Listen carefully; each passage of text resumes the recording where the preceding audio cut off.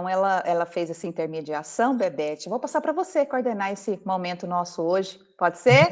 Já estamos gravando, viu, pessoal? Tomem cuidado com o que falem, porque agora qualquer coisa pode ser usada contra vocês. Então, pessoal, hoje é 24 de março de 2025.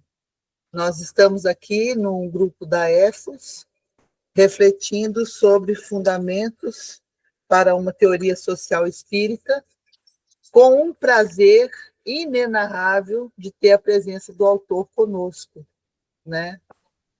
E a gente fica muito feliz pelo aceite dele, pela disponibilidade.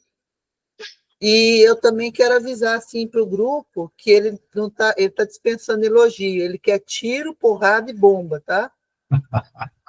Então, a proposta seria, então, que você, Signatis, fizesse uma primeira parte com uns 15 minutos de apresentação sobre o primeiro capítulo, e, em seguida, as questões de nosso grupo para você. Então, com a palavra, o nosso autor. Bom, primeiro eu queria agradecer a vocês por essa oportunidade, e é um agradecimento muito sincero.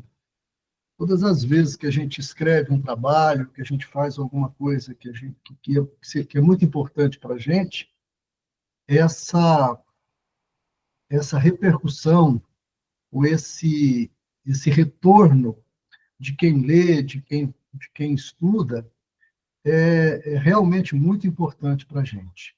Eu queria agradecer muito a vocês por isso. Deixa eu só ver aqui, porque parece que tem alguém querendo entrar. Estou dizendo que... Deixa eu ver. Se quiser passar para mim, eu posso admitir aqui. Não tem como. Eu teria que ter passado antes. Mas não tem problema, não. Acho que já entrou a pessoa, me parece. Muito bem. Então, assim, eu queria agradecer a vocês profundamente essa oportunidade, essa possibilidade. E dizer o seguinte, que uma coisa que eu tenho dito de maneira repetida em todos os grupos com os quais eu tenho me encontrado para falar desse meu livro, que é, assim, esse foi um livro que surgiu sem um planejamento anterior. Ele surgiu de um curso que eu ministrei a convite do Coletivo Espírita Livre Pensar de Curitiba. Eles me convidaram para uma palestra sobre teoria social e espiritismo. Aí me deu na cabeça de contrapropor para eles um curso, e aí a gente ministrou o curso, que foram ao todo 8 aulas, que estão inclusive no meu perfil do YouTube, todas essas aulas disponíveis publicamente, para quem quiser assistir. E essas aulas, dentro dessas aulas, eu fui produzindo esse material ao mesmo tempo que preparava esse curso. E fiquei surpreso, primeiro, com a quantidade de pessoas interessadas. A gente abriu 40 vagas para o curso, e essas vagas esgotaram no mesmo dia. Aí a gente dobrou a quantidade, e no dia seguinte já tinha completado as 80 pessoas, e ficou, inclusive, gente em fila de espera. Então, eu achei muito interessante isso, que muita gente boa se interessou, pessoas, algumas das quais eu admiro dentro do Espiritismo. Wilson Garcia participou desse curso, assistiu esse curso. O Elias Inácio, que para mim hoje é uma referência na interpretação do Espiritismo, também participou. E a gente fez um debate muito bom, que me geraram quase 400 perguntas. Debates, assim, eu disponibilizava o vídeo durante a semana, e aos sábados me encontrava com o grupo, e esse grupo, depois de ter assistido às videoaulas, a gente fazia o debate. E essas perguntas todas foram anotadas, quase 400, e eu tive assim, o cuidado de responder a todas elas. E dessas respostas, juntamente com os textos dos vídeos, vocês vão ver que boa parte do livro foi aquilo que eu falei, das transcrições do próprio vídeo, Disso tudo, eu montei este livro formado por 10 capítulos e que é o livro que está disponível. Atualmente, de fato, eu venho buscando a gente chama na academia de fortuna crítica. Eu venho buscando uma crítica a esse livro, eu venho buscando que, especialmente o movimento, que é um livro voltado para o espiritismo, para os espíritas, então eu venho buscando críticas a ele. Eu tenho na cabeça que nós estamos num processo de reconstrução do pensamento espírita a partir da constatação de que o movimento espírita, na medida em que ele praticamente acabou na Europa e ele renasce no Brasil em forma religiosa, esse movimento, por razões de contexto, por ele ter nascido num país que ainda não tinha sequer universidade, que não tinha programas de pós-graduação, que não tinha pesquisa, que não tinha ciência nenhuma, e por ele ter nascido muito dentro do formato religioso, o que para algumas pessoas, alguns intelectuais espíritas é um problema, mas para mim não é. Eu acho que esse foi o modo pelo qual a cultura espírita foi adaptada à cultura brasileira, e ela fez isso muito bem, tanto é que se tornou não uma grande religião, mas o terceiro maior movimento religioso do Brasil. Depois do catolicismo e das correntes protestantes ou evangélicas, é o espiritismo a terceira grande religião do país.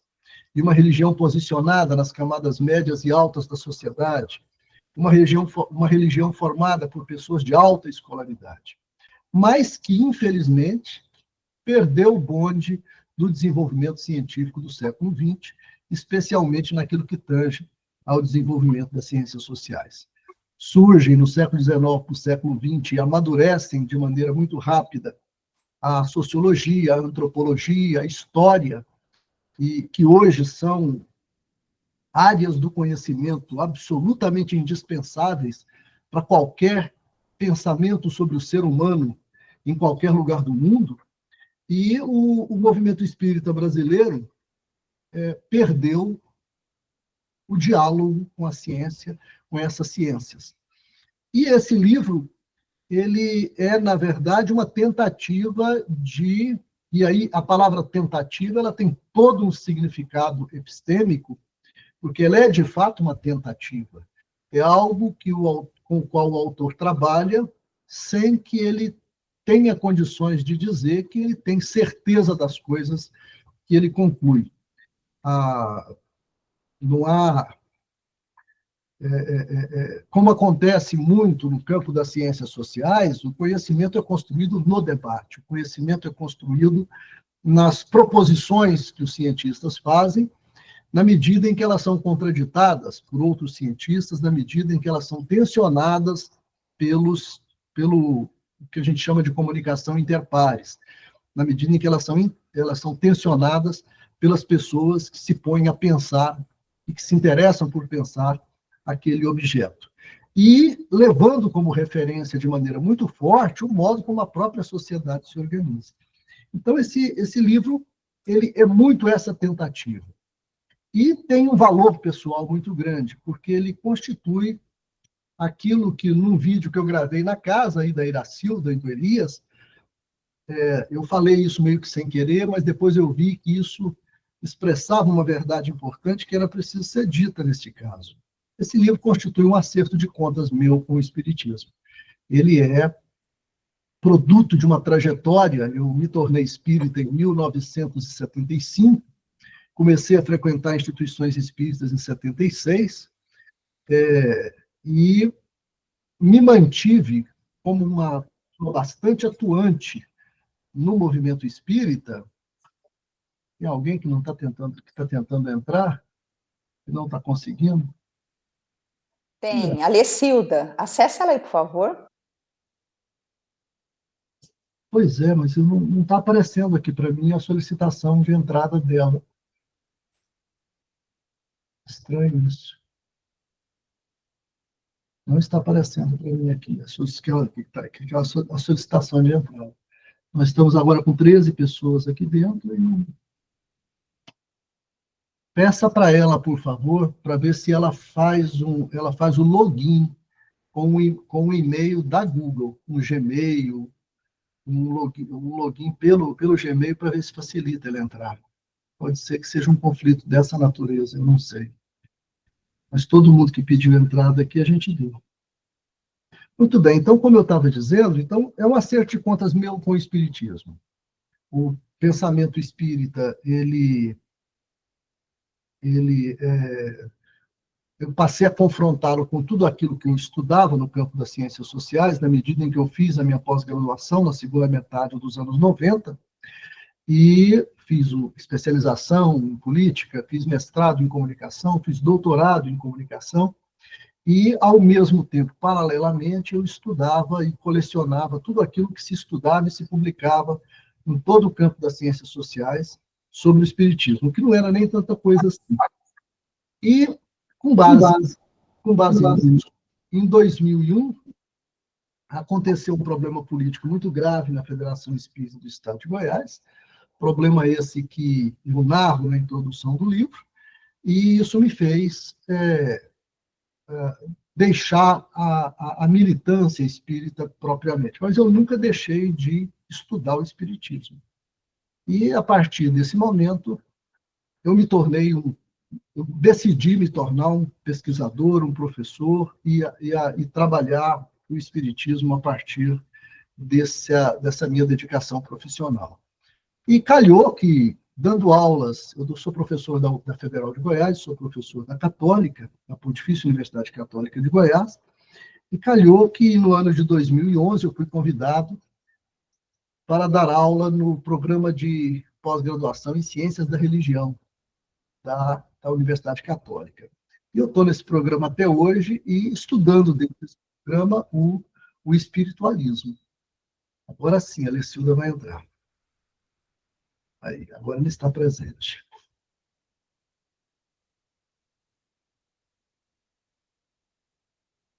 Isso. Lecilda, seja bem-vinda, desculpe aí o contratempo. Muito bem. Então, esse é um produto intelectual, é um produto que tenta acertar e parte do princípio, e aí a discussão do primeiro capítulo, ela vai ser centrada, aliás, nos 2 primeiros capítulos, essa discussão vai ser centrada numa discussão da epistemologia, o que eu chamo de epistemologia crítica do Espiritismo, que é, primeiro, posicionar Kardec como sendo um autor fundamental, indispensável para o estudo do Espiritismo, assim como os autores ou os fundadores de qualquer corrente de pensamento relevante, eles precisam ser respeitados por terem fundado, eles que dão os fundamentos daquele conhecimento. Então, é muito importante em todo o trabalho espírita a gente posicionar Allan Kardec na centralidade no início dos nossos estudos. Entretanto, dentro de uma visada que a gente procura deixar bastante claro, que é uma visada que diz respeito não somente a esse capítulo, mas ao livro inteiro, que é uma visada não dogmática. Como eu disse no início, a experiência religiosa dentro da qual o Espiritismo se afirmou no Brasil, ela não constitui, como querem alguns intelectuais do próprio Espiritismo, chamados espíritas laicos, ela não constitui um erro histórico propriamente dito.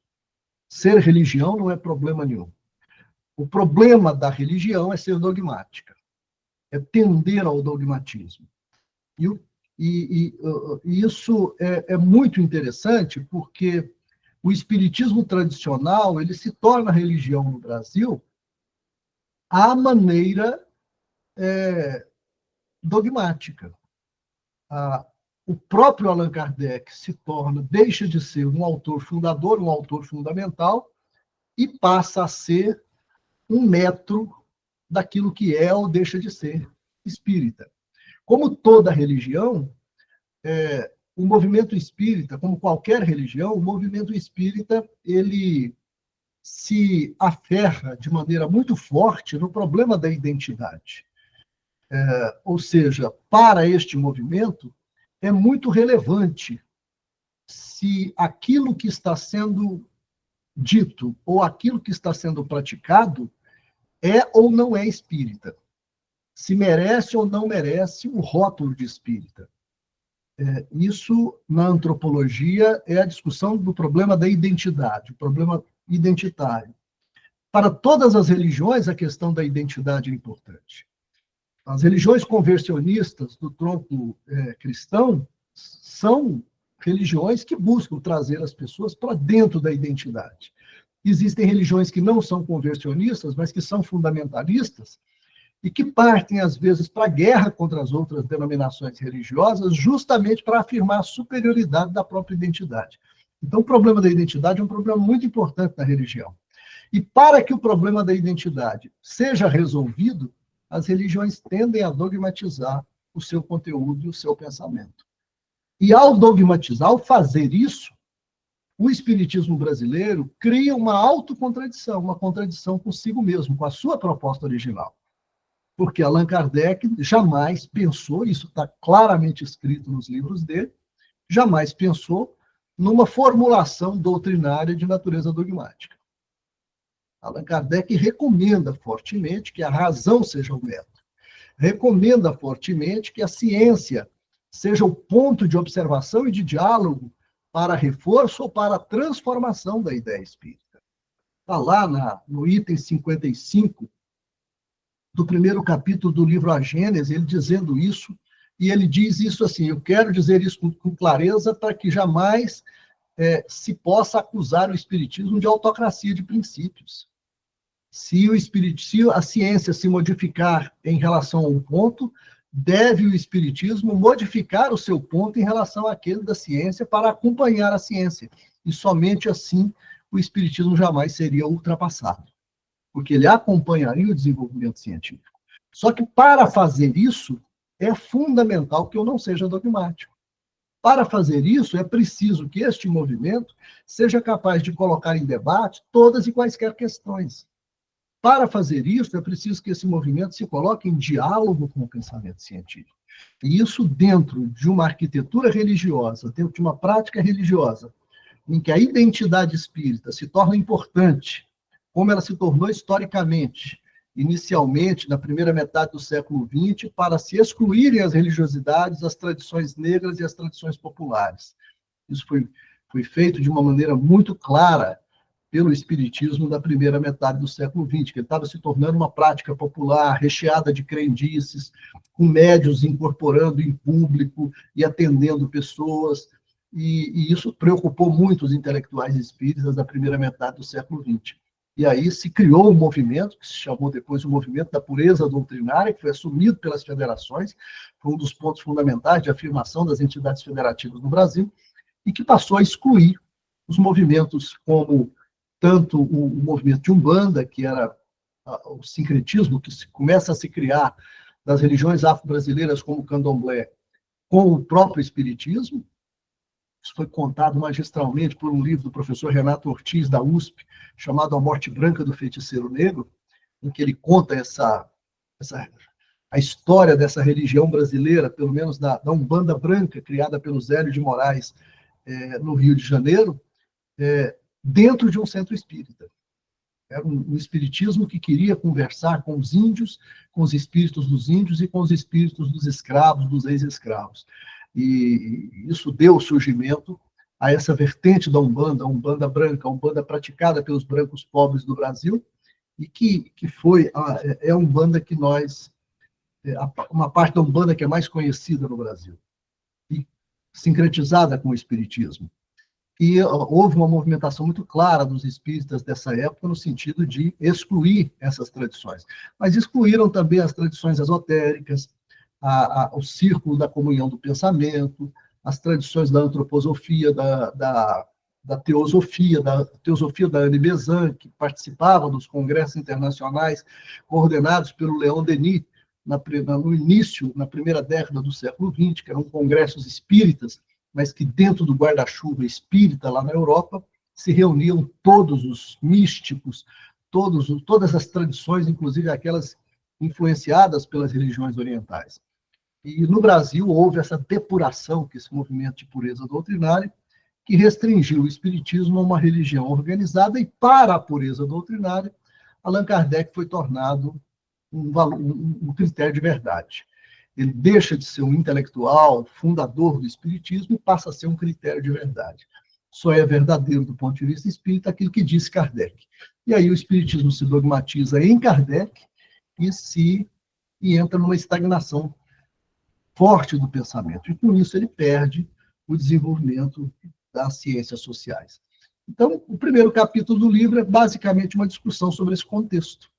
Uma tentativa, numa proposta final de tentativa de recuperação daquilo que Allan Kardec chamou de fé raciocinada, que a gente interpreta como uma fé que raciocina, não como uma fé que já raciocinou, mas uma fé raciocinante, que o tempo todo ela está lidando com as dificuldades e com os questionamentos trazidos pela prática da racionalidade, e com isso o pensamento espírita se entrega a um processo evolutivo, a um processo de desenvolvimento. Porque, e aí eu me encerro dizendo assim, porque é uma das grandes contradições epistemológicas do espiritismo tradicional, é ser uma doutrina que fala de evolução, que diz que tudo no universo evolui, mas ela própria, a doutrina espírita, não está submetida à evolução que ela prega.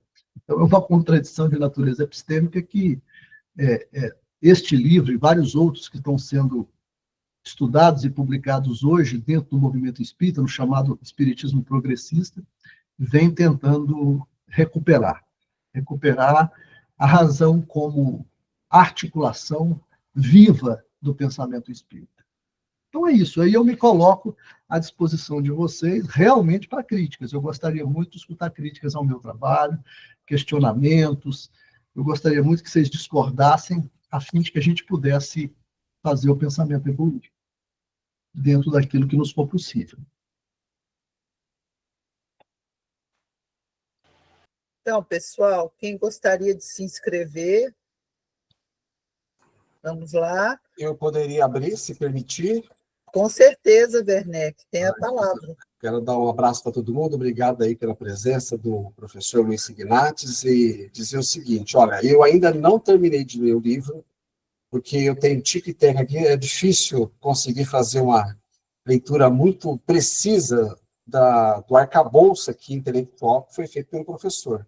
Então, eu quero começar fazendo uma questão pelo um podcast que você participou, falando a respeito, inclusive eu coloquei essa questão no grupo AEFOS, a respeito daquela questão da evolução positivista, de que ela só tem um lado que é sempre de evoluir, porque eu estava conversando com um amigo e ele abordou esse assunto dizendo que nós não estacionamos e nem há evolução negativa, inversa, ela sempre é positiva do ponto de vista, e foi ao contrário do que eu ouvi o senhor falando no podcast. Então, a minha pergunta vai nesse sentido, apesar de ter a resposta muito bem elaborada pelo Elias e mais alguns complementos de outros colegas, a dúvida que eu tenho é a seguinte, nessa condição de entender, né, de que a evolução nossa, ela parte para um princípio de que ela não é só positiva, ela tem os altos e baixos, é um conjunto de fatores que fazem com que a gente acabe voltando para cá e ter esse processo evolutivo, a questão que fica é, qual importância tem de nós chegarmos a esse ponto, ter esse arcabouço, esse entendimento, e que momento isso pode influenciar nossa evolução? Eu não sei se eu pude elaborar melhor essa questão. O que eu quero dizer? Eu tenho um amigo meu, que ele é um amor de pessoa, todo mundo gosta dele, mas ele é extremamente conservador, ele apoia a pena de morte. Eu não sei onde é que parte desse processo evolutivo, onde é que está a positividade de alguém que é tão bom para as pessoas, é tão caridoso, gosta de fazer as coisas, mas ao mesmo tempo tem esse pensamento retrógrado conservador, que não tem nada de cristão, de evoluído.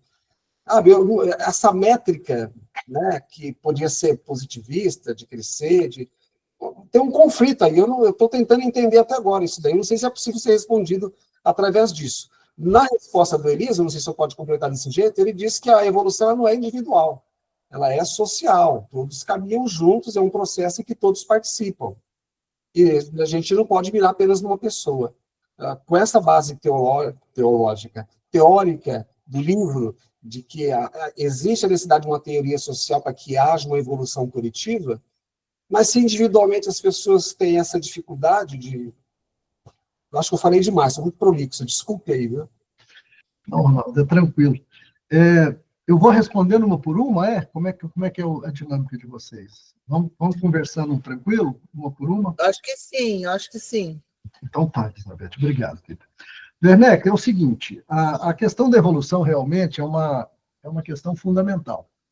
Inclusive, nesse meu livro, eu me centrei em 3 temas fundamentais do Espiritismo, que são aqueles em que a gente buscou trabalhar uma interpretação à luz da teoria social, que foi a mediunidade, a reencarnação e a evolução.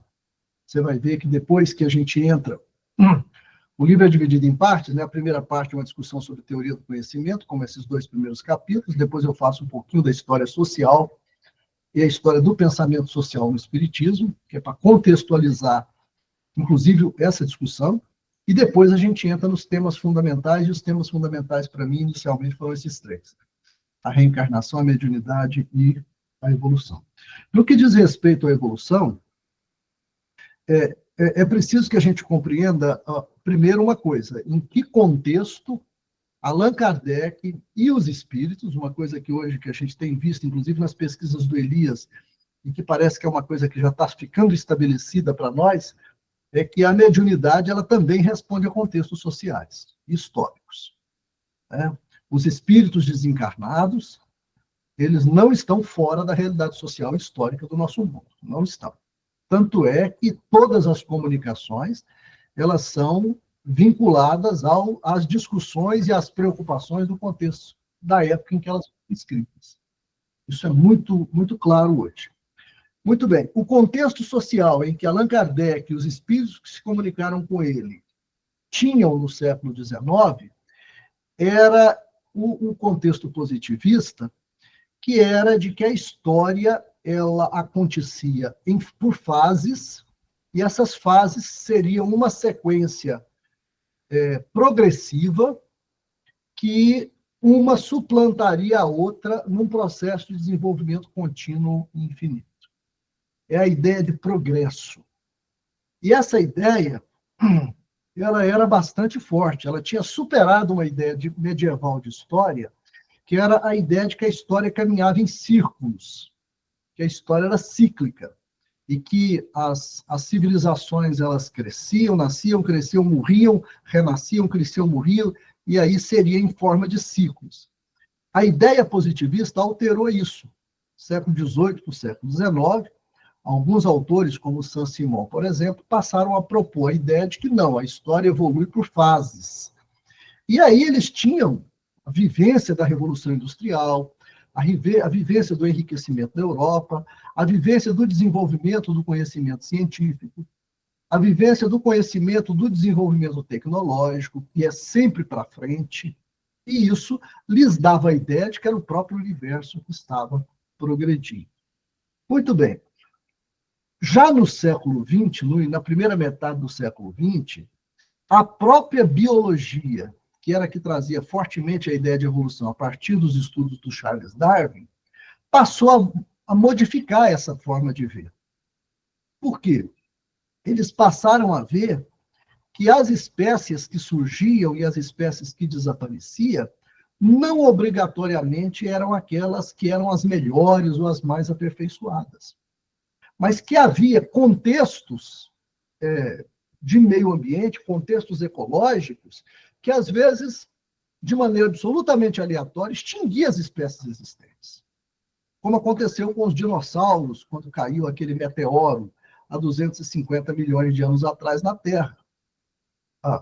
Hoje em dia, por exemplo, a ciência sabe que nós, seres humanos, mamíferos pequenos, só sobrevivemos porque os dinossauros foram extintos, senão a gente não sobreviveria, senão eles teriam nos alimentado, eles é que teriam extinguido a gente.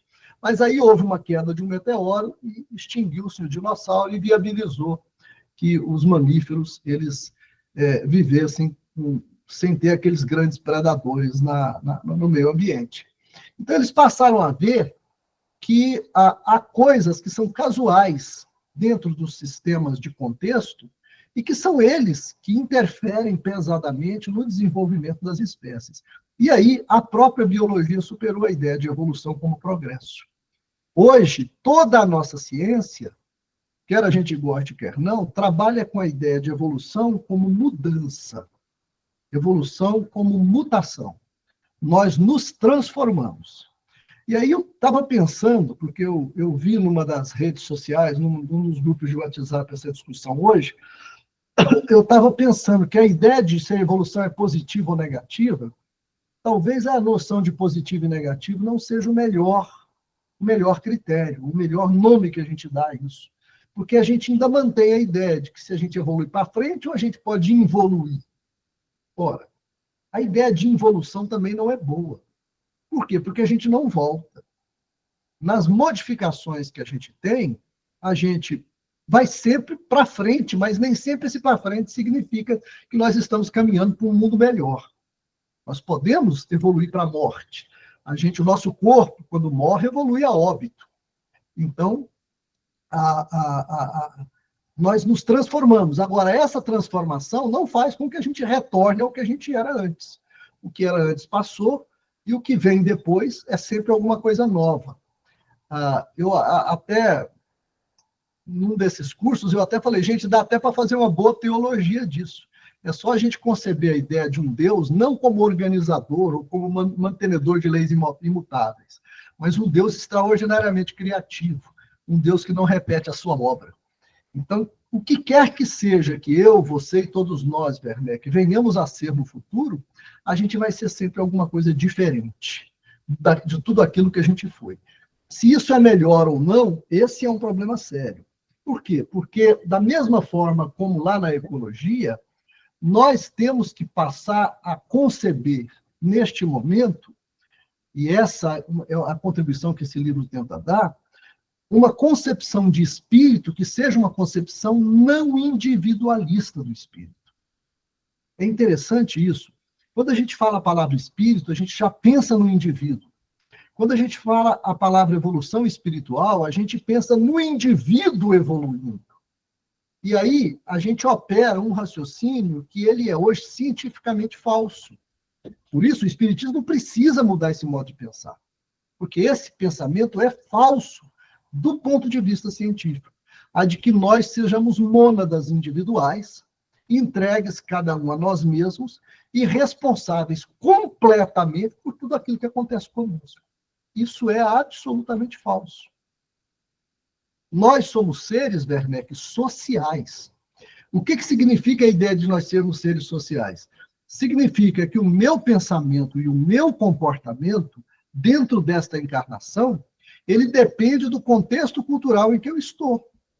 Isso ajuda a explicar o teu amigo bolsonarista, porque ele está inserido num contexto social em que ele aprendeu a ser conservador.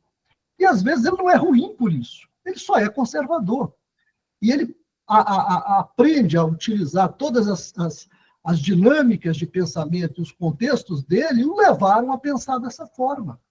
Assim como pode acontecer alguma coisa que nos leve a pensar de outra forma. Percebe? Então, isso faz com que a gente deixe de trabalhar com a ideia de que, olha, nós estamos evoluindo sempre para frente, ou seja, o que eu penso hoje é obrigatoriamente melhor do que eu pensava antes, e aquilo que eu vou pensar amanhã vai ser melhor do que eu pensava hoje, eu faço um esforço para que isso seja assim. Ok? Mas eu não tenho garantias de que isso vai, de fato, acontecer, porque, de repente, pode acontecer uma tragédia na minha vida e que eu desista dessa maneira de pensar e parta para pensar de outra forma. Percebe? Eu me lembro que, antigamente, a gente fazia o raciocínio assim, que a pessoa não existia o ex-espírita, porque a pessoa chegava no nível de conhecimento tal de que não há nada melhor do que o espiritismo, logo a pessoa que é espírita, se ela deixar de ser espírita, é porque ela nunca foi. A gente tinha isso na cabeça. Aí um dia, o doutor Eurípides Rios, presidente do Centro Espírita Amor e Caridade, ali da Avenida Independência, em Goiânia, eu, numa reunião pública, eu estava com ele, e eu já estava afastado nessa época, eu tinha ido para... Eu fui acompanhar o Arthur Quioro, que depois virou ministro da Saúde da presidenta Dilma, numa palestra. A gente tinha trazido ele a Goiânia, levei ele lá no Amor e Caridade. E estava lá o doutor Eurípides Rios, que na época era o presidente do centro. Aí ele virou e falou para mim, falou, Luiz, você sabe aquele fulano de tal, eu não me lembro mais, parece que Ronaldo, o nome do rapaz. Você sabe o Ronaldo, aquele palestrante espírita jovem que a gente tinha? Eu falei, sei, ué, por sinal, um cara muito instruído, gente boa, bom palestrante. Por quê? Aconteceu alguma coisa com ele? Ele falou, pois é, Luiz, eu estou assim, sem saber como é que eu interpreto isso, eu queria saber se você me ajudava a interpretar. O Ronaldo se converteu para a Igreja Universal do Reino de Deus. Aí eu, assim, eu aprendi com o Divaldo Franco, que sempre que a gente se espanta com alguma ideia, a gente não sabe direito o que dizer, a gente fala assim, nossa, que interessante. Aí eu falei para ele, doutor Eurípides, que interessante. Ele virou e falou, como é que você explica isso? Aí eu pensei um pouquinho e falei, o Espiritismo explica. O nosso irmão evoluiu. Aí ele quase caiu das pernas. Mas como assim evoluiu? Ele foi para a Igreja Universal do Reino de Deus. Eu falei, pois é, ué. Ele usufruiu aqui entre nós espíritas daquilo que o ajudava e agora ele sentiu necessidade de alguma coisa que a gente não fornece, que é às vezes o avivamento da fé, e ele foi para um lugar em que isso é entregue. Ele evoluiu. Então essa pessoa está crescendo como pessoa? Certamente. Ele está evoluindo para melhor? A gente não tem como garantir isso. Provavelmente, aliás, provavelmente não, certamente. Todas as vezes em que a gente muda em alguma coisa, a gente sempre ganha algo e perde outra. Certo? Se você se namora e casa com uma pessoa, você perde a oportunidade de se relacionar com todas as demais mulheres por causa do dever de fidelidade que você assume. Então, você ganha a companhia exclusiva ou especial daquela pessoa amada, mas perde a possibilidade de amar outras pessoas. Então, a gente sempre ganha alguma coisa e perde outras. Se esses ganhos valem a pena, é uma coisa para se discutir. Mas o que é importante, Werneck, é a gente conceber o processo de transformação como um processo social. Nós somos seres sociais. Nós não somos nem donos completos de nós mesmos. Eu aqui estou utilizando a língua portuguesa que não foi eu que inventei. Falando palavras que não foi eu que criei. Trabalhando ideias que não fui eu que gerei, que eu aprendi com outras pessoas e tal. Então, nós somos, o tempo todo, a expressão da cultura e da sociedade em que a gente vive. E qualquer denominação de evolução ou de melhoramento tem que ser dentro do contexto. É por isso que a gente diz no livro, não é possível nós criarmos um mundo bom, nós transformarmos esse mundo num mundo de regeneração, por exemplo, sem que nós façamos as transformações culturais, sociais, políticas e econômicas que são necessárias para isso. Não é a transformação do indivíduo que vai transformar a sociedade.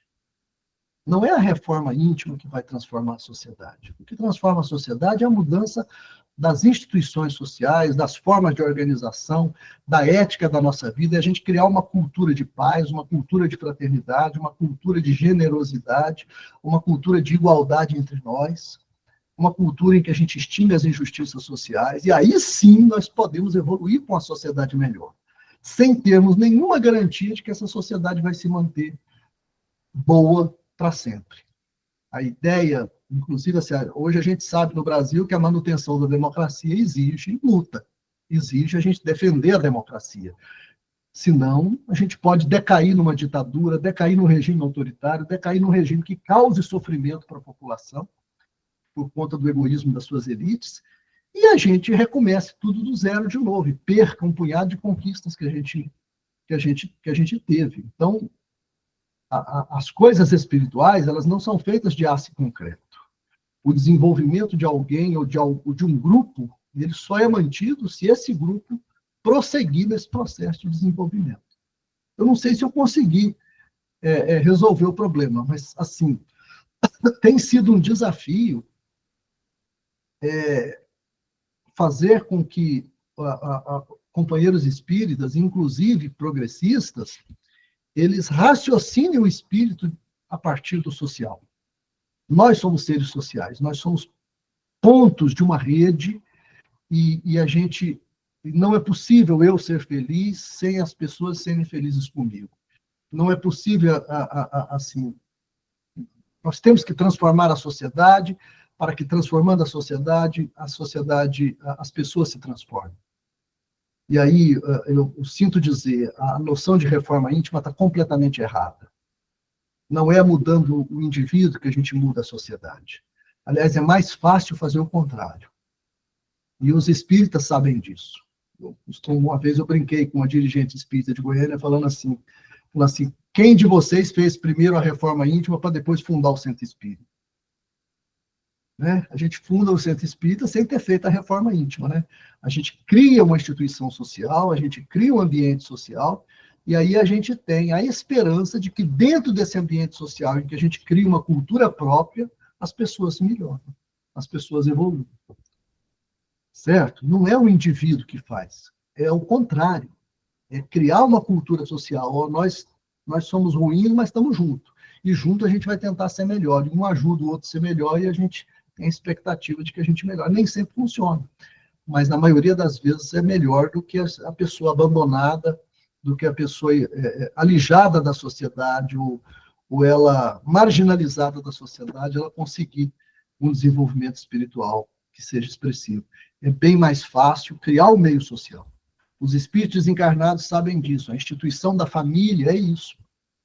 A gente, quando está muito ruim, precisando de determinadas experiências, a gente renasce dentro do meio familiar que nos traz esse tipo de experiência com a expectativa de que a gente melhore.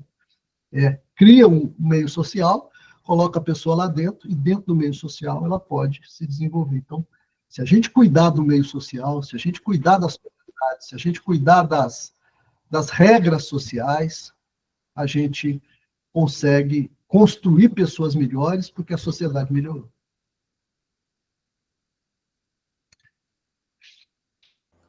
Beleza. Obrigado.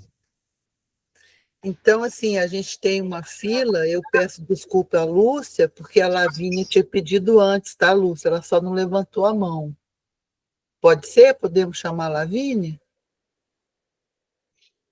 A Lúcia congelou, será? Parece que sim. Então, Lavínia, vai lá. Bom, professor, primeiro é um prazer enorme pela primeira vez poder estar conversando com o senhor assim ao vivo. Já assisti milhões de vídeos e algumas vezes repetidas.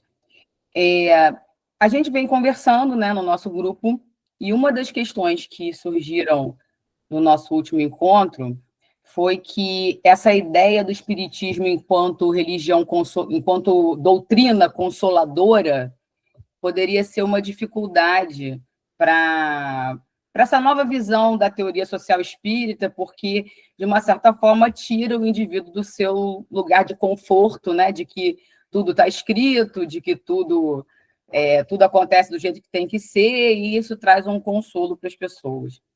E, além disso, diante de alguns pré-requisitos, né, na ideia de que o espiritismo se propõe como religião, ciência e filosofia, que, como o senhor mesmo falou, né, o espiritismo hoje na sociedade brasileira se encontra nas camadas de maior nível intelectual, né, de maior escolaridade, até porque é uma doutrina muito baseada em literatura, né? A gente também advoga a ideia da fé raciocinada, e tanto, né, o senhor como Elias e outros colegas advogando essa ideia do caminhar com a ciência, o que também traz uma certa elitização, né, para o espiritismo. Como compatibilizar essas questões todas, né, de uma certa cientificidade, de uma intelectualidade, de uma certa elitização do espiritismo, com a proposta de Kardec de que, na evolução social proposta pelo espiritismo, a última fase dela seria a transformação social, com fins das desigualdades, etc., porque nesse modelo a gente não consegue incluir as camadas menos favorecidas da população. Então, assim, seria uma espécie de tutoria. O espiritismo se propõe a ser tutor da sociedade e fazer essa transformação de cima para baixo?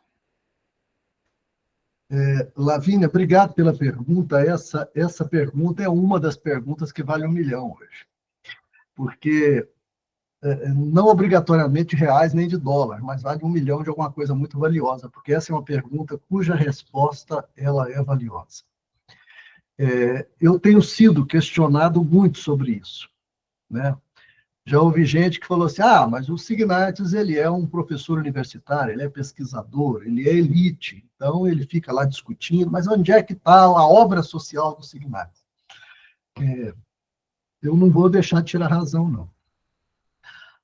Eu, de fato, sou pesquisador e sou cientista, porque isso é o que melhor eu sei fazer. Qualquer outra coisa que eu vá fazer, eu não vou fazer tão bem quanto eu estou fazendo isso. Então, eu estou, na verdade, oferecendo, assim como eu faço com os meus alunos, eu oferecendo ao Espiritismo aquilo que de melhor eu tenho. É a minha possibilidade e é o meu limite. Mas, assim, eu reconheço que essa pergunta é uma pergunta fundamental, uma pergunta nodal. Quando nós trabalhamos uma atualização científica do Espiritismo e propusemos um diálogo com as ciências sociais, e aí nesse livro eu tento utilizar a linguagem mais coloquial que eu consigo, mas eu reconheço que ela ainda não está, assim, num nível muito coloquial, não. Eu, na verdade, eu falei até para o Elias, eu me despreocupei disso, porque eu acho que o fundamental é, primeiro, a gente atualizar o pensamento. Sem um pensamento social correto, sério, o Espiritismo não vai para frente. É preciso que haja uma ideia forte que gere uma movimentação que seja consequente para essa ideia. E se essa ideia forte ela não tiver uma característica de natureza social e política, se a gente não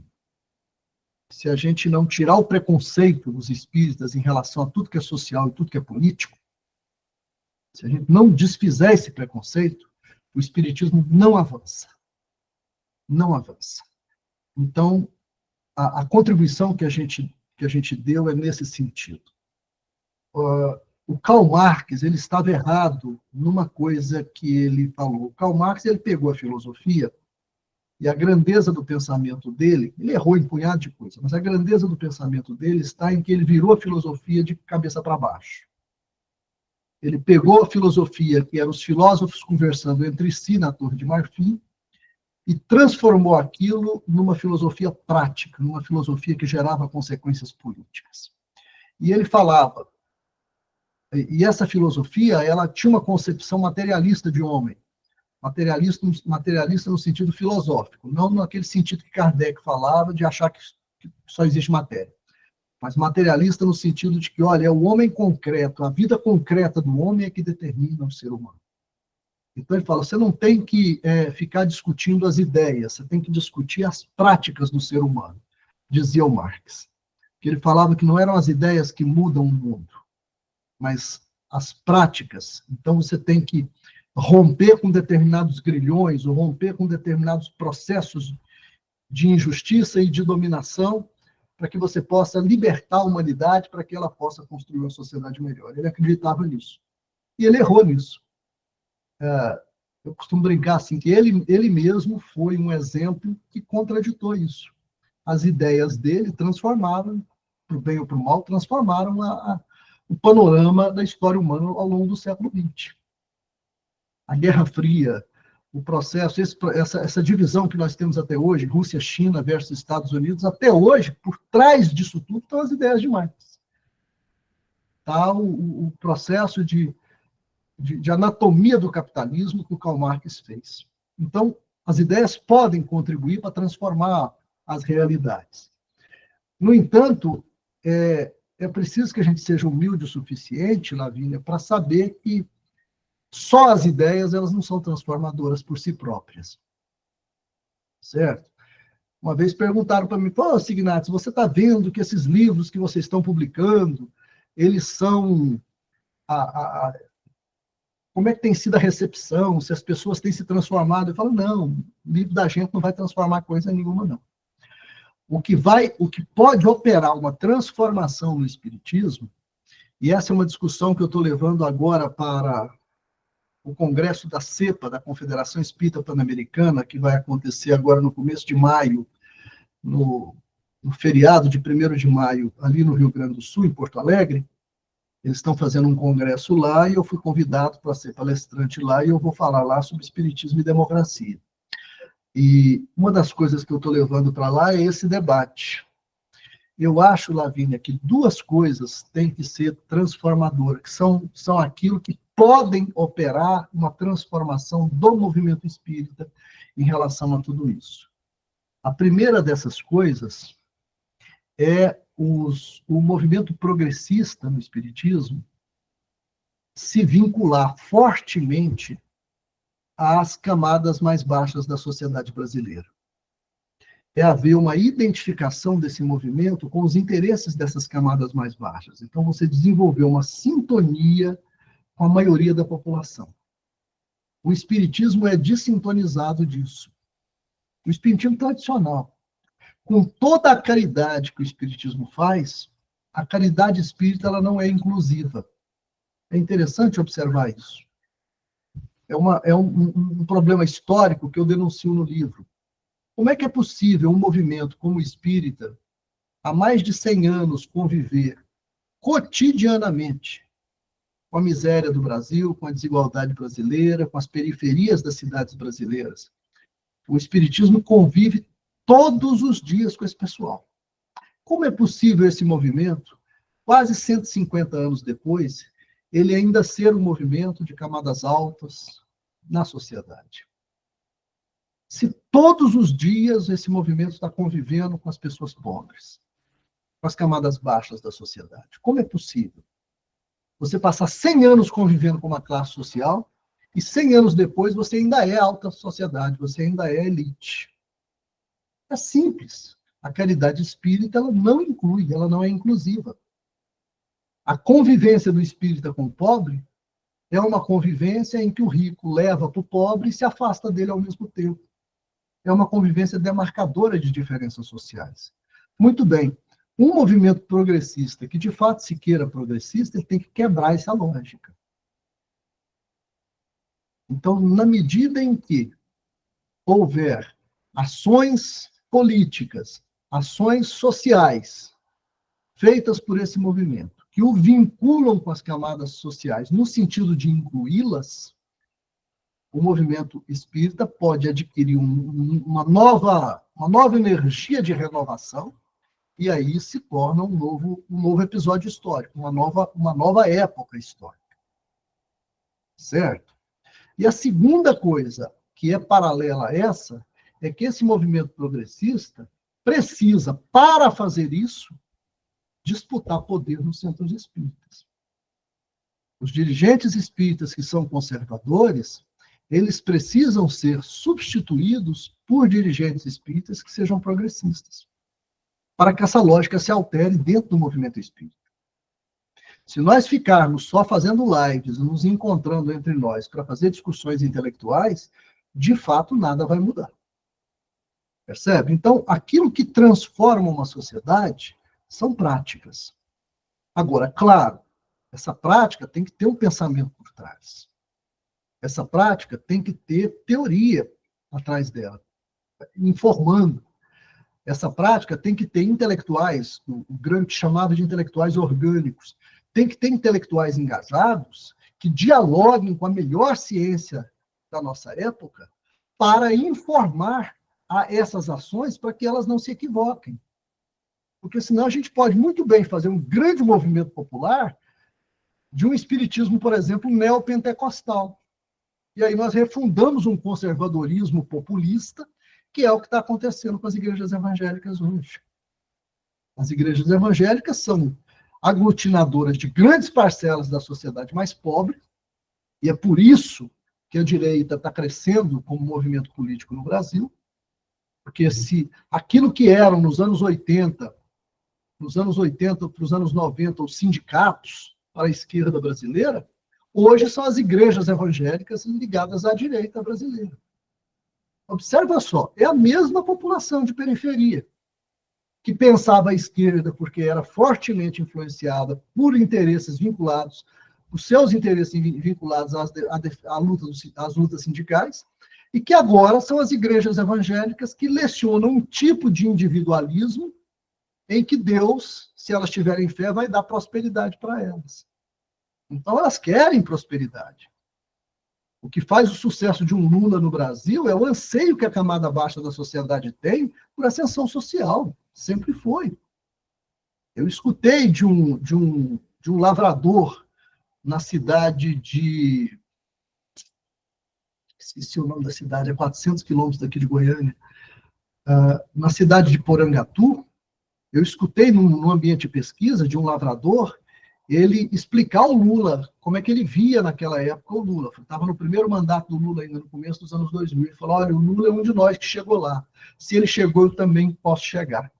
E ele, com mais de 70 anos de idade, estava se alfabetizando, vinculado a um curso EJA.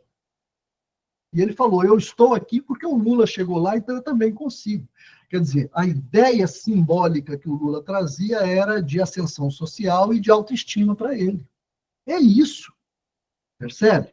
E isso tem sido fortemente substituído pelo discurso das igrejas evangélicas, e por essa razão a nossa sociedade hoje tende a um crescimento à direita por influência de natureza religiosa. O espiritismo tem essa possibilidade de caminhar também. Ele pode caminhar para o neopentecostalismo para sobreviver. Uma espécie de filosofia espírita da prosperidade. Correto? Mas é bem melhor se a gente reestruturar o espiritismo no sentido de conscientizar as pessoas de uma participação social maior, de democratizar o espiritismo no sentido de agregá-lo a essas correntes mais amplas da sociedade, aos interesses mais amplos da sociedade, que signifiquem libertação social. Então, e essa é uma luta política. E uma luta política que, a meu ver, tem que ser feita dentro dos centros espíritas. Se os espíritas progressistas não disputarem poder, direção dos centros, para orientar os centros para uma articulação de natureza social e política mais ampla, que ultrapasse a noção de caridade, junto a esses movimentos mais de periferia, provavelmente nós vamos ser um sonho de uma noite de verão. Nós vamos ter discutindo aqui coisas que são muito interessantes, mas amanhã ou depois a gente desencarna e esse movimento morre. Então é preciso que isso seja feito. Então a sua pergunta, Lavínia, ela tem uma relevância muito grande por essa razão. Então eu acho que é muito por aí. Vínculo com as camadas mais pobres da sociedade, no sentido de abraçar os interesses dessas pessoas e lutar por esses interesses, desenvolvendo inclusive ações de natureza política, e luta por poder, para a gente poder superar o tradicionalismo no espiritismo. Porque as populações espíritas, os frequentadores dos centros espíritas, ainda estão sendo doutrinados de maneira conservadora dentro desses centros. E isso impede o próprio espiritismo de se desenvolver. Obrigada. Pois não pode nem falar em política, nem no sentido de polis, né, da vida das pessoas. Como é que a gente vai mudar isso, meu Deus? Exatamente fazendo essa discussão. Nós estamos fazendo isso aqui agora, nós fazemos isso em público hoje. Já desenvolveu muito, a internet nos ajuda muito nesse sentido. Nos ajuda muito, Elizabeth. Então, dentro dos centros espíritas, é fundamental que se comece esse debate.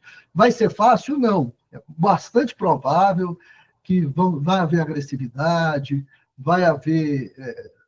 vocês vão ser chamados de obsidiados, como eu fui várias vezes, né? Uma vez eu falei até para o Dr. Weimar, que era na época o presidente da federação, eu falei, não, Weimar, não preocupa não, que eu não vou ficar obsidiado, não. Para eu ficar obsidiado, eu tinha que não ser, eu já sou, então eu estou muito bem cuidado pelas obsessões que eu já tenho. Então, quer dizer, a gente tem que levar isso na brincadeira e avançar, fazer avançar as ideias. Se a nossa ideia for boa, a gente pode confiar que ela pode surtir efeito se a gente se disser presente no processo. Então, aqueles que estão interessados no desenvolvimento do espiritismo, no sentido de uma atualização científica no campo das ciências sociais e políticas, é preciso que ele saiba que isso nos compromete, isso os compromete de uma maneira muito específica. Isso os compromete social e politicamente com o sistema de poder do espiritismo. Então, a gente tem disputar poder, é ocupar cargos, ocupar posições, interferir nos processos, influenciar para que vá se desenvolvendo paulatinamente, formar pessoas para que elas se articulem também dessa forma, e enfrentar o processo. Né? Devagarinho, as coisas vão se alterando e, na medida em que um centro espírita se vincular, desenvolver suas atividades no sentido mais amplo, se vincula com o outro, e aí começa a haver eventos, encontros desses centros entre si, no sentido de se articularem, de se ajudarem, de contribuir para outros grupos e outros centros espíritas para reforçar isso, a gente reverte esse problema. E reverte com facilidade, porque esse é o padrão de boa parte da sociedade brasileira. Essa é a disputa que está na sociedade. Essa disputa que a gente está falando que pode haver dentro do movimento espírita é a disputa que já acontece na sociedade brasileira hoje. Quando a gente vai discutir, por exemplo, o que se deve fazer, se deve ter anistia ou não deve ter anistia para o pessoal que tentou o golpe agora em 22. Deve ter anistia ou não deve ter anistia? O debate é esse. Então, dentro dos centros espíritas, o debate sobre o que é o espírito, sobre o que significa a reencarnação, sobre o que significa a presença de Deus entre nós, sobre o que significa a ideia de espírito, a ideia de desencarnar e reencarnar, tudo isso, na medida em que a gente começa a rediscutir, a mentalidade das pessoas começa a se desenvolver e, com certeza, eu acredito que a gente possa ir para frente. Agora, não vai ser a gente se isolando ou deixando de frequentar as casas espíritas simplesmente, ou deixando de empreender a disputa que é necessária. Ou seja, não vai ser nas nossas pequenas reuniões que nós vamos conseguir fazer esse desenvolvimento. Ele é produto de ação política. Ele é produto de ação política, em que cada um de nós vai dar o que tiver de melhor e para o desenvolvimento disso tudo. Parece que Lúcia caiu. Lúcia, você está aí? Não. Então, eu estou aqui. A Lúcia está aqui, sim. Bebete, eu estou aqui. Mas eu ia fazer uma pergunta muito específica do livro, e que eu acho que o debate está muito mais rico, entendeu? Então, eu prefiro abrir mão. Passa para Iracilda. Faz isso, Lúcia. Pelo menos me fala qual é a sua pergunta. Não, eu ia só observar que eu fiquei no resumo, no item 1.5 a 1.7, né? Eu fiz esse resumo. E no resumo você fala do método, que eu fiquei apaixonada pelo método e tal. Até eu tinha comentado numa outra live que você estava presente sobre a questão da teoria dos conjuntos, que eu acho que o Kardec... Depois eu pensei melhor, eu acho que, na realidade, ele usou o conceito de análise combinatória, que é um conceito que foi concebido por Pascal, né? E aí eu achei interessante, fui estudar sobre Pascal, e ele teve uma experiência mística e tal, e ele foi realmente um gênio em todas as áreas da ciência e tal, até depois ele, com essa experiência mística que ele teve, ele também foi para a filosofia e tal, e aí era a questão desse negócio do método, que você no final faz uma observação, no final do capítulo 1, do item 1.5, você faz uma observação falando, eu tiraria essa parte aqui, eu acho que Kardec errou em não ter segurado não ter guardado algumas coisas, né, no nome dos médios e tal. Uhum. E aí, na hora que eu fiz o resumo, eu falei, não, eu não vou falar disso, porque esse é um aspecto negativo que eu acho que não era importante diante da grandeza da concepção do Kardec, porque ele, de fato, usou para fazer a tabulação, ele usou conceitos de probabilidade que eram conceitos, né, concebidos por Pascal, mas não era uma coisa assim, né, tão divulgada assim para a gente. Hoje, a análise combinatória, fazer arranjo e tal, é uma coisa, né, que a gente aprende no segundo grau, né? E naquela época era uma coisa muito, né, muito, não era tão divulgado assim. Então, assim, é só essa observação, tá bom? Acabei falando muito. Não, Lúcia, obrigado demais. Eu não entendo tanto de análise combinatória assim, mas é uma das coisas que me surpreende em Kardec foi justamente que o método de Kardec foi, sobretudo, qualitativo. Ele usou muito pouco número.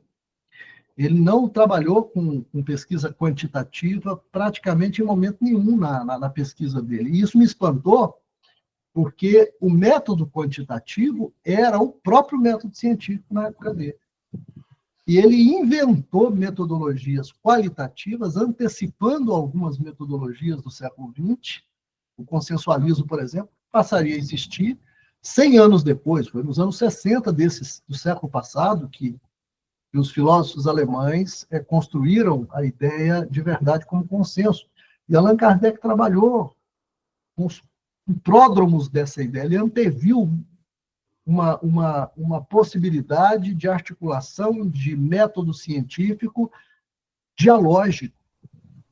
E é muito interessante isso. Então, ele de fato... Então... Agora, assim, o que ele poderia ter utilizado para a pesquisa dele de critérios quantitativos, ele não usou. Eu não sei se é porque ele não dominava ou se ele preferiu, ou ele achou que o fenômeno ele era mais concentrante com isso. Eu acho que não era falta de domínio. Kardec foi professor de matemática na época dele. Então, ele ensinava matemática, mas assim... Eu acho que foi opção. Saber matemática para ensinar é uma coisa, dominar estatística, por exemplo... Então, ele usou o conceito de probabilidade para poder a tabulação que ele fez, entendeu? Das respostas, né, dos espíritos, e ele é em diversos, né, médiuns, né, mais de 1.000, né, mais de 1.100 e tal, assim, era um volume grande. Ele, para tabular esse material, ele usou esse conceito. Não tem um gráfico. Então, é uma coisa muito, assim, muito nova. Então, eu falei, até a concepção de conjunto, porque a concepção de conjunto vem da concepção de análise combinatória, né? Ele vem disso, né? Quando chegou. Então, ele acabou usando isso sem saber que estava usando. Lúcia, escreve um texto para nós sobre isso, querida. Publica. Tá. Faz um estudo. Faz um estudo e mostra isso para a gente. Porque, sinceramente, eu não consegui ver assim, os métodos quantitativos, eu não consigo enxergar em Kardec. Mas não era quantitativo, é qualitativo, é isso que eu estou falando. Para ele poder separar o que era de um, o que era de outro, o que a determinadas... Assim, eu tive essa... O rigor classificatório dele é notável, de fato. Então, eu estou falando assim, eu tive essa impressão, né? Porque eu tenho uma formação... né, eu sou engenheira civil, com pós-graduação em... Faz um estudo dessa natureza para nós, querido. Acrescenta isso no pensamento. É legal a gente compreender essas coisas, porque às vezes... Eu vou tentar, vou elaborar isso. Isso, faz isso. Achar um santo aqui para... Isso, e não se esquece de mandar para mim, que eu quero aprender contigo. Não, pode deixar. Eu vou evoluir nisso, tá bom? Mas é isso. Obrigada. Eu é que agradeço. Bacana, Lúcia. Iracilda? Bom, eu vou representar a Arlene aqui, apesar de que eu tenho umas considerações também a fazer, e vocês falando, essa saia justa que a Lavínia colocou, né? Nós conversamos sobre ela na semana passada. Foi o final, assim, a culminância do nosso estudo, né? Foi justamente isso, porque a gente estava... E agora, né? Como que nós vamos caminhar nessa direção? E na nossa casa, o Hélio, a Lecilda estão aqui, nós temos enfrentado algumas questões. Então, antes de colocar a questão da Arlene, eu vou colocar o que a gente está vivendo, porque eu acho que a questão dela vai ao encontro do que eu estou querendo falar. Eu achei interessante, porque assim, nós estamos vivendo um momento que nós estamos repensando todo o nosso processo de trabalho com as nossas crianças.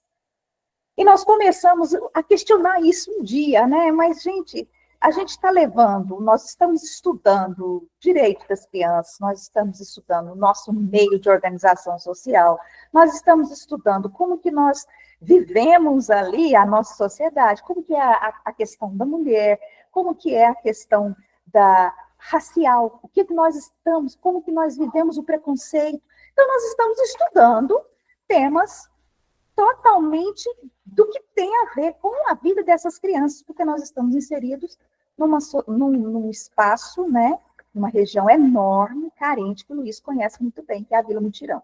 Então, nós estamos fazendo esse trabalho, e um dia nós ficamos, assim, com esse questionamento, porque muitas pessoas na nossa casa falaram assim, bom, agora a nossa casa não tem mais evangelização. Nós não temos evangelização, então nós nem levamos os nossos filhos mais ao trabalho, que acontece com as crianças, porque não é evangelização. Não está se falando de Jesus. Aí eu achei interessante que aí o Wellington, nós conversamos com o Wellington, e nós perguntamos para o Wellington, o que você acha? Aí ele falou assim, uai, mas isso é diferente, isso não é também uma proposta de Jesus, não? É diferente? Eu achei tão interessante a colocação dele. Eu estou trazendo isso para vocês verem o tanto que é difícil, porque nós estamos tentando fazer algo, assim, tem o Elias lá, tem o Fernando, que é alguém também que tem um doutorado, que trabalha e que nasceu nessa região e que tem uma visão já à frente. Tem eu que também estou enfronhada nesses estudos que nós estamos fazendo. Não tem jeito da gente voltar para o trabalho com a criança sem esse olhar crítico mais. Não tem jeito. Não adianta. E aí nós caímos a ficha, olha, enquanto nós estamos ali falando para as nossas crianças que elas têm sim que ser boazinhas e seguir o ensinamento de Jesus, os filhos da maioria dos trabalhadores que têm condição econômica estão estudando em escolas particulares, estão saindo lá na frente. E as nossas crianças? Vão ter que ser boazinhas toda a vida? Né? Então, assim, tudo isso está mexendo, nós estamos assim, jogando, é como se a gente tivesse mudado tudo e estamos tentando fazer algo diferente. Não sabemos aonde estamos pisando ainda, mas está sendo uma experiência interessantíssima. Mas eu quero fazer aqui, Luiz, a pergunta da Arlene. Olha só o que a Arlene pediu para a gente passar para você aqui. Como a pergunta dela vai nessa direção, ela coloca assim, diante da sua proposta de construção de uma teoria social espírita que se faz com instrumentais teóricos e metodológicos das ciências humanas e sociais, se afastando, nesse sentido, de uma abordagem que mescla teologia e ciência, conhecido como doutrina espírita, né? Será possível e mesmo tranquilo a coexistência dessas duas diferentes abordagens? Ou será o próprio processo de construção desse conhecimento espírita com base científica que acabará fomentando novos olhares que atravessem o religioso ou de forma distinta consiga dialogar com ele? Essa é a pergunta dela. E eu achei bom trazer, porque é alguém que fez com muito carinho a apresentação da parte final do capítulo 1º dele, do livro, e eu achei interessante trazer. Eu acho que as duas questões se interconectam, Iracilda. A sua preocupação e a narrativa que você faz na experiência das crianças lá na fraternidade e essa pergunta da Arlene, elas são conectadas. Da seguinte maneira, observa só como a tradição espírita, porque, assim, qual que é a dificuldade hoje que eu enxergo com muita clareza nos espíritas brasileiros em geral? A dificuldade de romper com a própria tradição. Certo? Assim, o afastamento que o espiritismo, que o desenvolvimento do pensamento espírita teve ao longo de todo o século XX, o começo do século XXI, que já estamos aí com 1/4 do século XXI já vencido. O afastamento que esse movimento teve do desenvolvimento das ciências sociais, das ciências políticas, das ciências históricas contemporâneas foi tão grande, mas tão grande, que determinados assuntos que deveriam ser óbvios para nós são estranhos. A ponto de, às vezes, eu ficar me perguntando se, assim, se a lógica na cabeça do espírito é assim, ou eu falo de espiritismo, ou eu falo de direito da criança. Ou eu falo de organização social, ou eu falo de espiritismo. Ou eu falo de espiritismo, ou eu falo dos direitos da mulher. Ou eu falo de espiritismo, ou eu falo de preconceito social. Gente, pelo amor de Deus, a ideia da contribuição de um livro como esse meu, Iracilda, e para a Arlene também, quando ela vê esse vídeo, a ideia é justamente romper com essa separação. Está errada essa separação. O pessoal da teologia da libertação sabe disso. O que eles fizeram quando eles começaram o movimento deles? Um conjunto de teólogos latino-americanos, dos quais a gente conhece aí Leonardo Boff, a gente conhece alguns desses monges que foram pensadores, teólogos de altíssima formação, e que engendraram uma teologia nova para a igreja. O que eles fizeram? Eles pegaram lá a vivência de Jesus e falaram: Jesus vivia no meio dos pobres. Logo, Jesus era um pobre. Jesus falava assim: quando fizerdes algo a algum desses meus pequeninos, é a mim que estáis fazendo.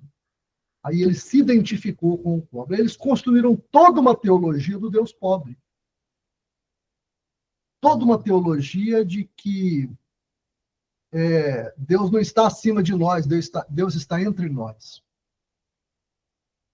E aí geraram todo um pensamento católico em que Jesus não deixa de ser Deus, em que todos os dogmas da teologia católica são mantidos, mas lá no meio dos pobres, dentro do interesse deles. Então, nós precisamos defender o pobre. E a gente vê isso com enorme clareza. É uma coisa que o Júlio Lancelotti, recentemente eu vi um vídeo dele, desses vídeo reels, ele dizendo isso, fala que as pessoas chegam e perguntam para ele: você acredita em Deus? Mas como é que Deus permite que uma criança, por exemplo, lá na faixa de Gaza, ou uma criança que esteja passando fome, uma criança lá abandonada, uma criança que mora na rua, que passa fome, que está sujeito a todo tipo de intempérie, de doença e de violência. Onde é que está Deus, padre? Aí ele respondeu: Deus está nesta criança. Deus está sofrendo a fome, Deus está sofrendo o desamparo, Deus está sofrendo toda a marginalização. Quem está marginalizado é Deus. E isso gera uma identificação que do ponto de vista religioso, é muito poderoso. Então, eu acho que, assim, o que o pensamento espírita precisa recuperar é isso. É uma capacidade de interpretação do social, do político, do cultural, que seja uma capacidade espírita de interpretação. Por isso que eu falo, gente, é pensar o espírito como sociedade. De repente, nós precisamos pensar o desenvolvimento, a evolução espiritual como isso. Nós estamos evoluindo. Na medida em que a gente alcança o respeito aos direitos da criança, o respeito aos direitos humanos, nós estamos evoluindo a sociedade. Eu não acredito mais nesse negócio de fase da história, não, mas é a fase da transformação social. Aquilo que Kardec pretendia como sendo a transformação social, nós estamos nessa fase.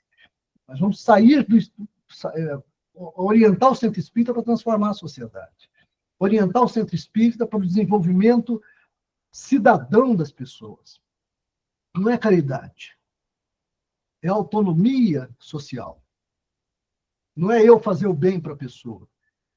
É eu compartilhar com a pessoa uma situação de riqueza espiritual, de cidadania espiritual. É a gente conquistar a cidadania espiritual junto com essas pessoas. Então, eu acho que a contribuição que as ciências sociais podem dar num diálogo com o espiritismo, como a gente está tentando fazer, é justamente para que a gente restaure o pensamento espírita dentro de um contexto que seja um contexto cientificamente atualizado. Não pode. Você pode chamar de evangelização, Iracilda, não tem problema. As pessoas querem evangelização, dê evangelização para elas, mas que a evangelização seja um evangelho de consciência social, em que falar de desigualdade é falar de Jesus. Falar de justiça social é falar de Jesus. Não pode ser diferente. É estranho que seja. Somente dentro de uma cultura espírita tradicionalmente conservadora, isso é estranho.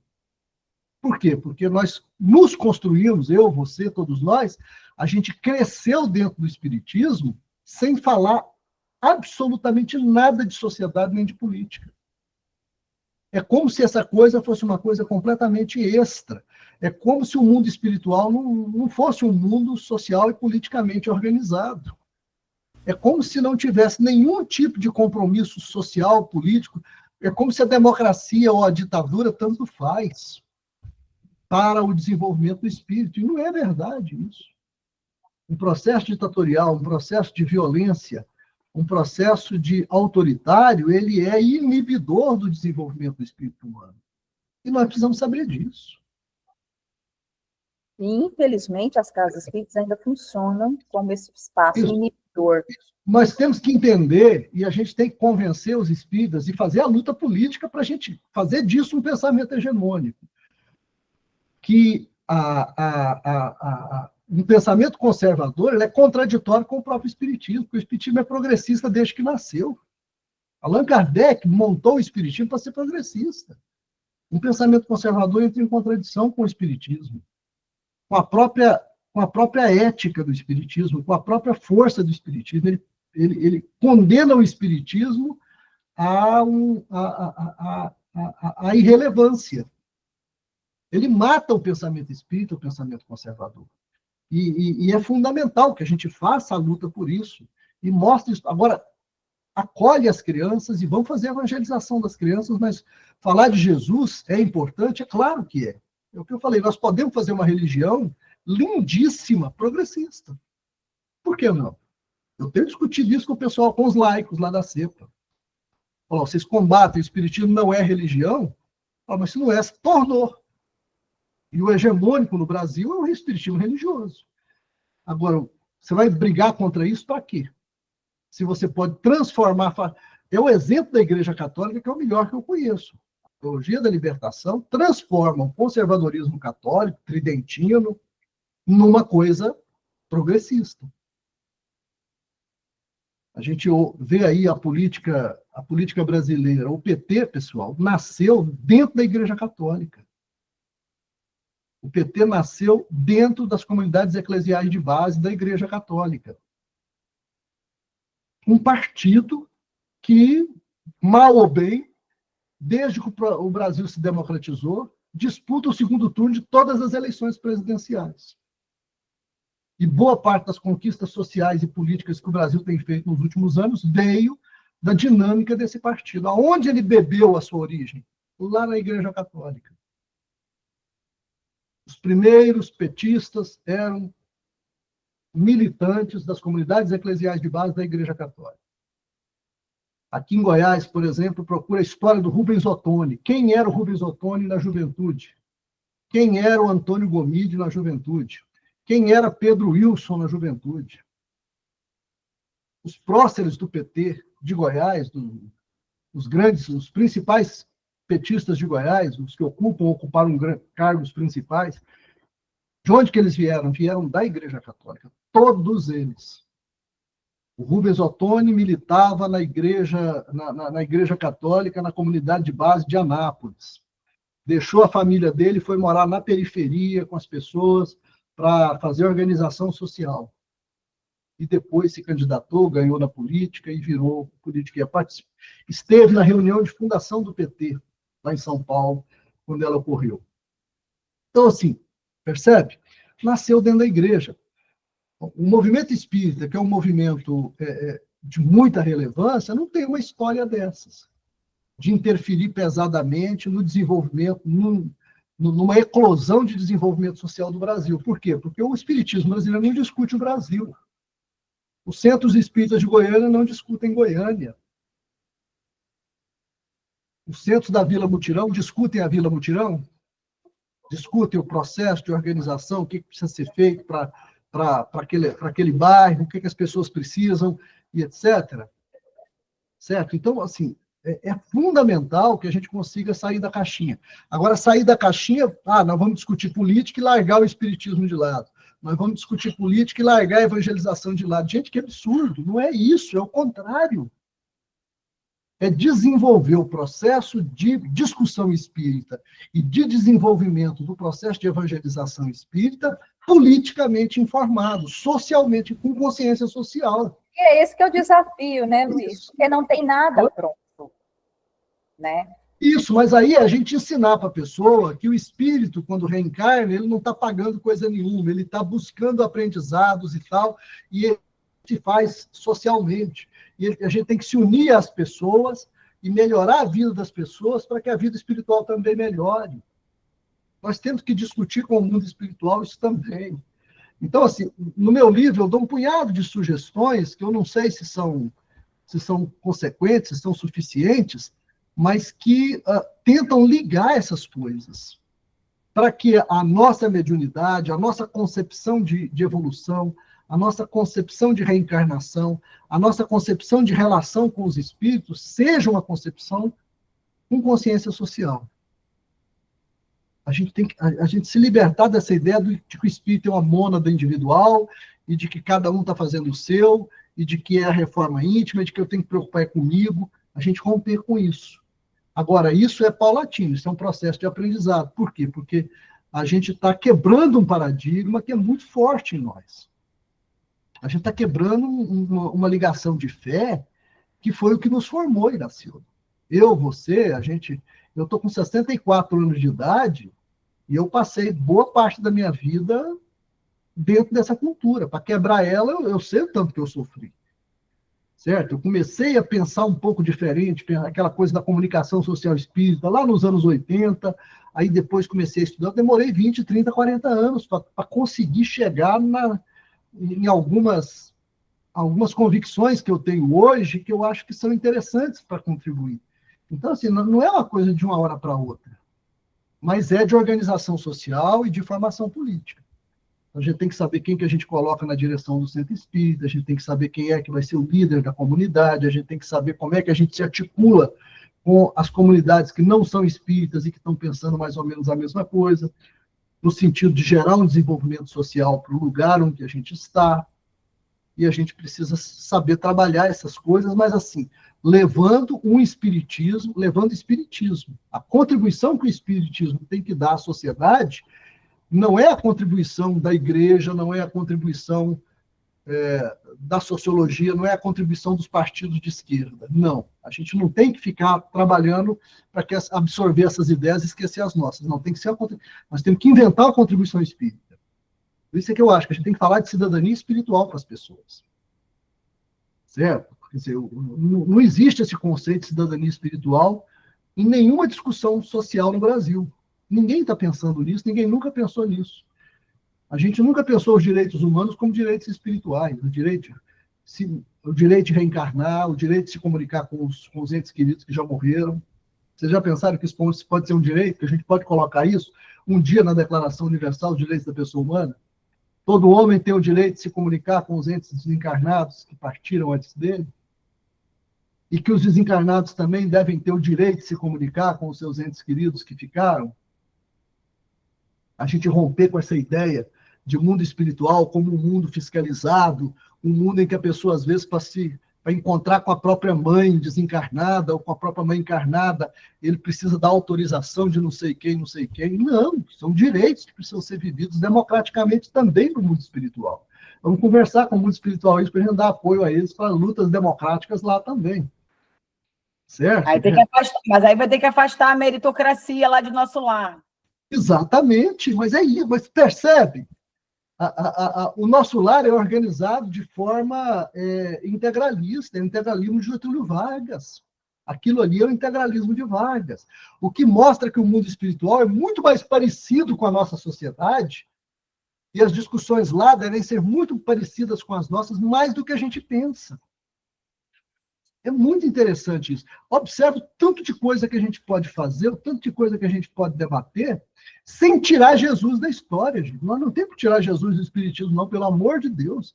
Jesus Cristo é, assim, eu gosto muito quando uma vez o Papa Francisco, ele questionados, Papa Francisco tem ideias progressistas, né? Um argentino que vem dessa corrente também, e virou Papa. Aí uma vez ele foi questionado, falou, olha, você está guinando a igreja para o comunismo. Esse pensamento teológico seu é comunista. A resposta dele eu achei que foi brilhante. Ele falou, não. O comunismo é que copiou a gente. Quem inventou isso foi a igreja há 2000 anos atrás. Os primeiros cristãos viveram de forma a que eles doavam os seus próprios bens para a igreja, ninguém tinha nada e todo mundo vivia do coletivo. Quem inventou isso foi a igreja. O comunismo nos imita. Então, não é que que o cristianismo seja comunista. É que o comunismo tem muito de cristão e não sabe. Mas isso é cristianismo, isso não é comunismo, isso é cristianismo. Eu acho que é por aí, cara.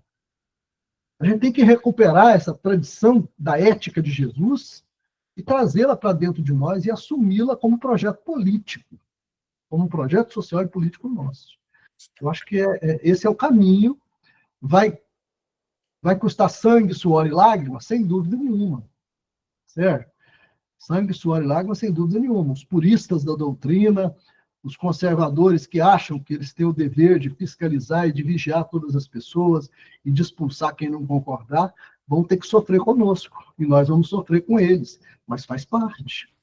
Certo? Nós temos que dar à próxima geração de espíritas um espiritismo bem melhor do que esse que nos educou, que esse que nos escolheu.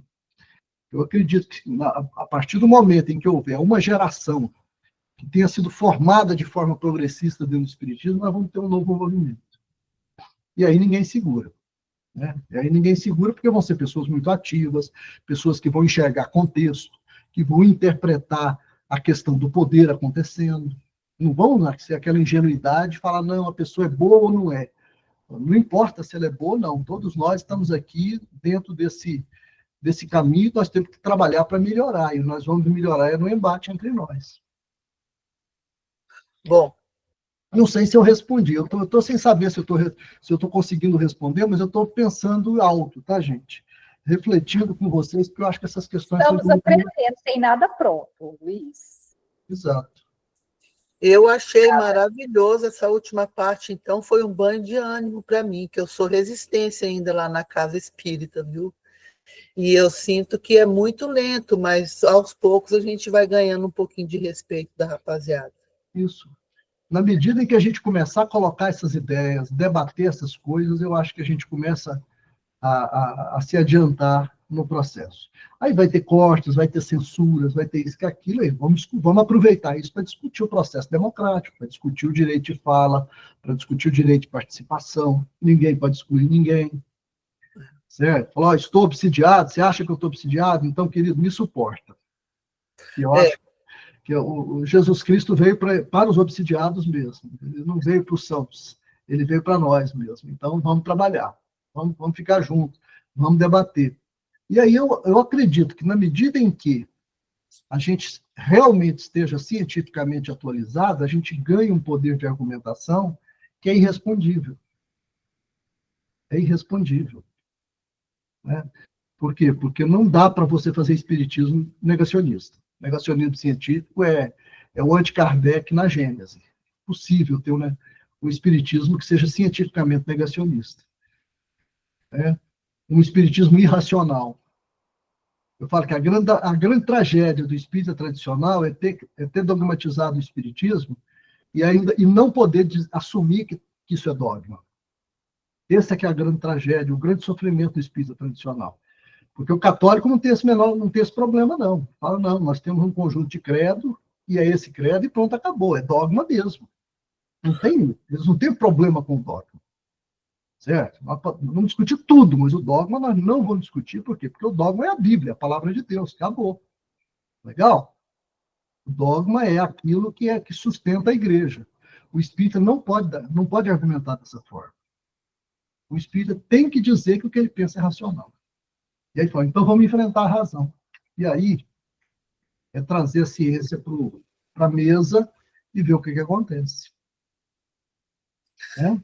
Mas, por favor, mantenham Jesus no Espiritismo com muita evangelização, com muito amor, com muito carinho. A gente tem que fazer isso com amor e com generosidade. É solidariedade humana, é fraternidade, é amor de verdade. Bem, pessoal, nós precisamos, então, encerrar o nosso delicioso encontro. Já estamos aqui com 15 minutos a mais, nos deliciando dessa fala encorajadora do professor. Signates, muito obrigado por sua presença. Aguardamos você no final do capítulo 2. Tá bom.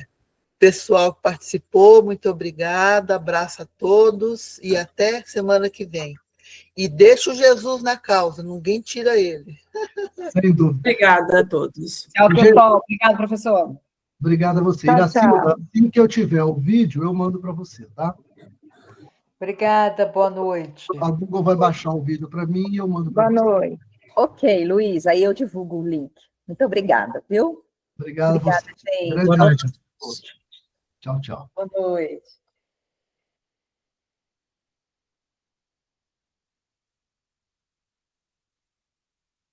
Obrigada, Luiz.